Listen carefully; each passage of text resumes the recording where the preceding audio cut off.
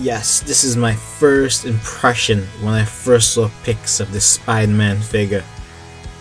Oi, oi, oi, oi, oi, Hasbro. Okay, YouTube. This is the new Spiderman figure from the Hasbro Spiderman wave. This one appeared in America around late February, March 2015. Had for a couple of weeks now.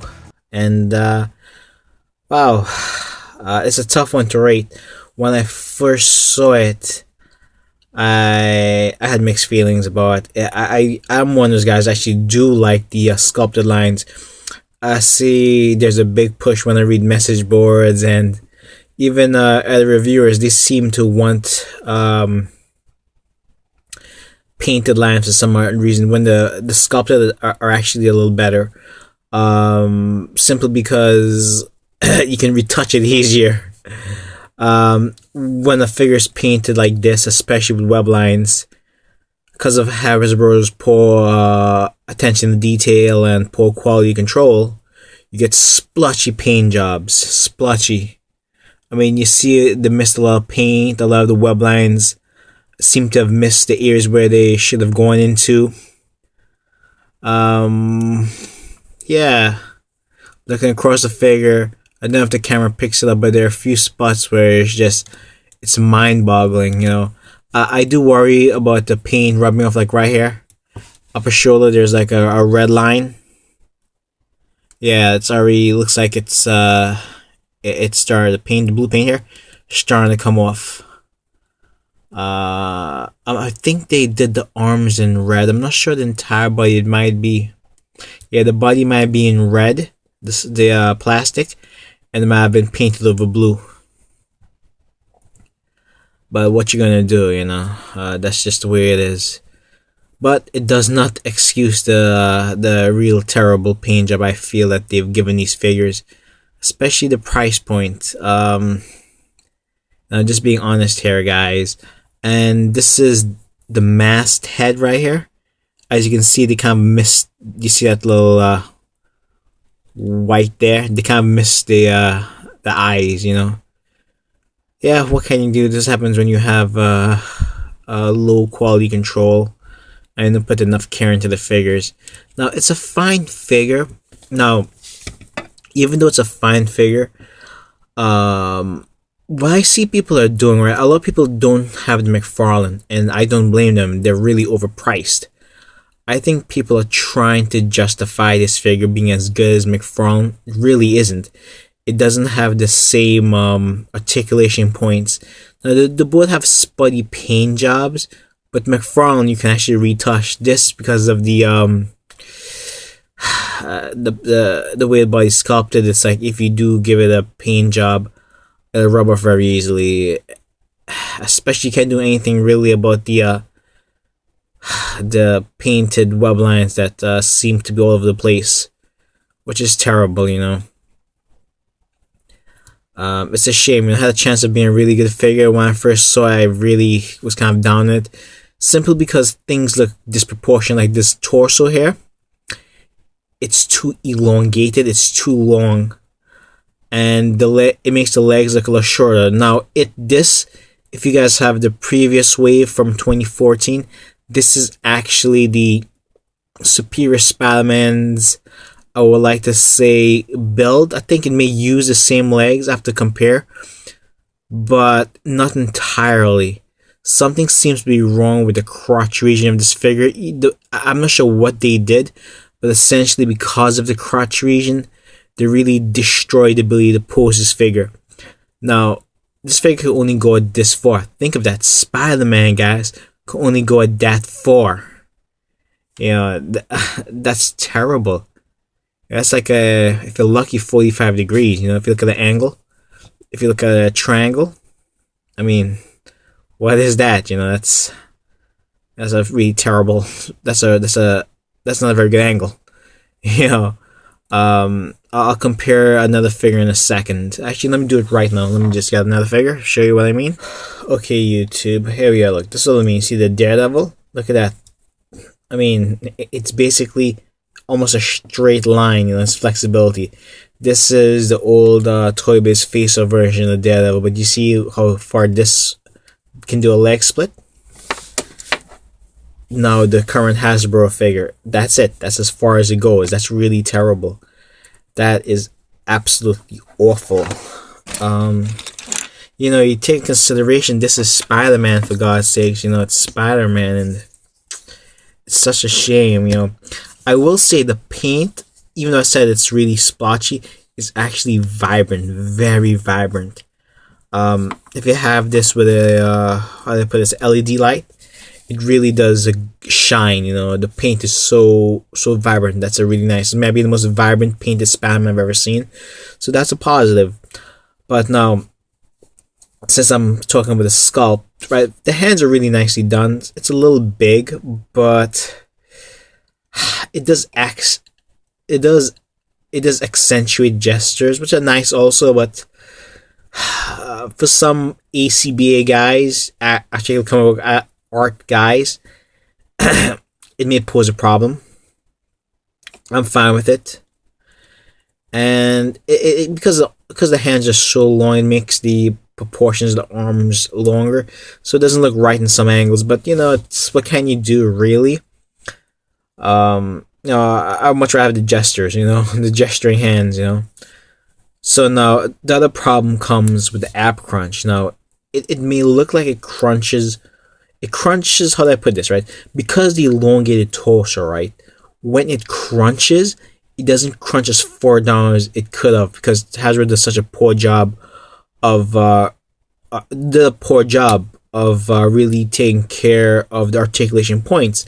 Spider-Man, because the ab crunch is so high up, he can't really get a good crunch, and without the good crunch, a really good crunch, he can't do his famous 3-point or 4-point stance pose. You know, it's that famous Spider-Man pose everybody likes using for the McFarlane. You know, crouching like this, his arm touching the ground. He really can do it. I've seen guys online that kind of like fake it a little bit, push his legs back and tilt him forward. But once again, it's you're faking it. You know, Hasbro should have done a better job. And again, a lot of guys are trying to like this Spider-Man, but it's just simply not the McFarlane. Even I really like the Snapshot and the Sinister Six ones. They're much better. I shouldn't say much, but they're better Spider-Man figures. Now, I understand why people like this, because it's readily available. But I'm telling you, people try to fool themselves by saying this one might be better, and it's not. You know, it's my opinion, but it's not. It's pretty darn good figure though, you know. But then it really loses brownie points with the crotch region, the legs being so not very flexible. You know, that's terrible. No, I actually do like boot cuts. This has no boot cut. See, boot cuts should make sense. But the reason it doesn't make sense for a lot of action figures is that the companies try to be cheap, Hasbro, and they leave out the boot cut where it should be a boot cut simply because they want to reuse the bodies for different figures. So, for example, it wouldn't make sense to have Spider-Man's boot here, but yet have the cut all the way down here, you know. So, if they did that, they can never reuse the figures. And that's essentially why they didn't do the sculpted lines. They wanted to reuse the body for later figures, and if you sculpted the lines, guess what? You can't reuse the body, you know, except for Spider-Man figures. But, you know, Hasbro, they're paupers, you know. For some reason they're paupers, even though they make truckloads of money. They're damn paupers, and they treat their figures as such. I know I should review other figures before I get into this wave. But most likely this will be the most watched video. No, it got a couple of views. The wave is crap. You know, people are saying it's a really good wave. It's not. It's essentially just repaints and no new sculpting. That's all it is. The only winner might be Spider-Man, because he actually includes a bunch of accessories. But the Daredevil is essentially the Bucky Cat body with minimal paintwork. I guess the top of my head, the Spider-Girl and Spider-Woman, They're just reusing the Jubilee's body with minimal sculpting and minimal paintwork. Most of the sculpting is the head, and it's just alright paint job. No no shading or paint detail or anything like that. I probably forget what Anti-Venom is. Just it's just a terrible figure. I shouldn't say it's terrible. It's just the reusing that damn Sentry body or Hyperion body. I'll get to that another day. But essentially, I don't know the big hubbub about the wave is. It's just a bunch of crappy repaints with no sculpt work. I hate to break it to you guys. I think the line is disappointing. You're glad that the figures are made, but then when you take a step back and you look at the figures, you realize, man, oh man, Hasbro really didn't do much. But it's up to fans to start caring. Anyway, now that I'm sure I turned a lot of people off from the negativity, let me just get to the punch articulation. The head looks up okay. It's held by the ab crunch there a little bit. So the head can look really far up. It can look down pretty darn far, and the ab crunch can help it even further. The arms just go all the way out. You know this. It could go 360 if you guys want. Double jointed very nicely. Has a lot of expressions like, oh no, Mary Jane. Oh, I'm sorry. Oh no, Gwen Stacy if it's the Andrew Garfield version. I really like Amazing Spider-Man too. If you guys ever watch any of my videos, I talked about why it's so great, and why the hate for it is unjustified. But yeah, so it does do cool poses with the arm is very nice. The flexibility in the arm is very nice. Double jointed, like I said. It actually upper arm swivel. It has a wrist swivel also, and it goes up and down. Very nice, very nice. And I went through the ab crunch, but I'll talk about it again. See, it bends, like it gives him like a hunch in the back. You can see the hunch there. It's simply to do that they put the ab crunch again too high up because they elongated the torso, and it really messes with the poses. Sadly, it goes back that far. If you guys didn't see, the back has a little funny thing, right? So this goes away, right? I mentioned this in other videos. If you guys ever watched, probably not. Hasbro gives you these peg holes, right? But they never give you stands for them. I assume they expect you to have a bunch of these Toy Biz stands from like 2004 or 5. It just doesn't make sense, They assume people have those stands, or maybe my theory is for every 100 of these holes they they carve out, that extra bit of plastic can make one figure. So that's my theory why they exist. Otherwise, it doesn't make sense why they have the hole there when they give you no stance for it, really, It does have a waist twist there, so that's nice. And I've been through the legs, right? Again, it goes back it goes out only that far. It kicks forward pretty nicely. Look at that. Pretty nicely, right? But the back, it doesn't go back too far, but what can you do? It's the sculpt of the butt. Yeah, I mean, that's the way it goes, Boy, but no, that's terrible, man. Can't go out. It's not the ideal Spider-Man figure that people hoped it would be. And it's double jointed knees, so you know what to get from knees. The plastic does feel better than the original Spider-Man Wave in 2014. It feels less cheap. It doesn't feel as bendy, which is nice, So knee goes back really far. Again, no boot cut, which I would love for a Spider-Man figure. Spider-Man needs these boot cuts. It does have an upper thigh swivel, but it's just difficult to get proper poses though. What you gonna do? And of course, it has the usual ankle rock or ankle pivot, whatever you want to call it. Very nice. Yep, goes up and down that much. It actually has a nice sculpt there in the bottom of the boot. That's nice. They didn't leave it blank, thank goodness. And it does have peg holes. The peg holes piss me off also, because the only stands that work for this are really the Return of Marvel Legends stands, right?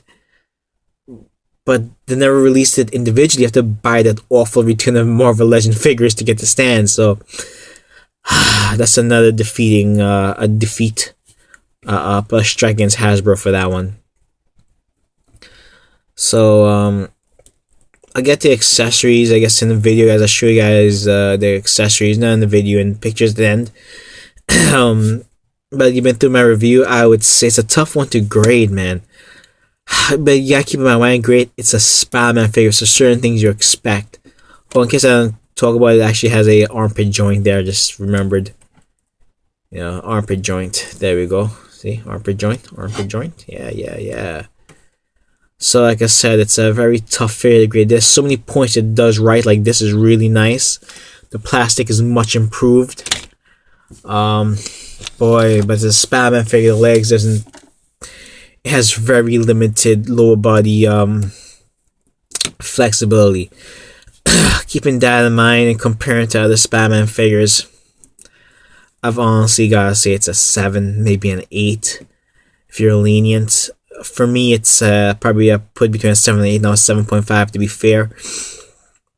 I'll lean it towards 8 if I had to choose, but it's a 7.5. It's still a solid figure. It's a must-buy for our Spiderman fans.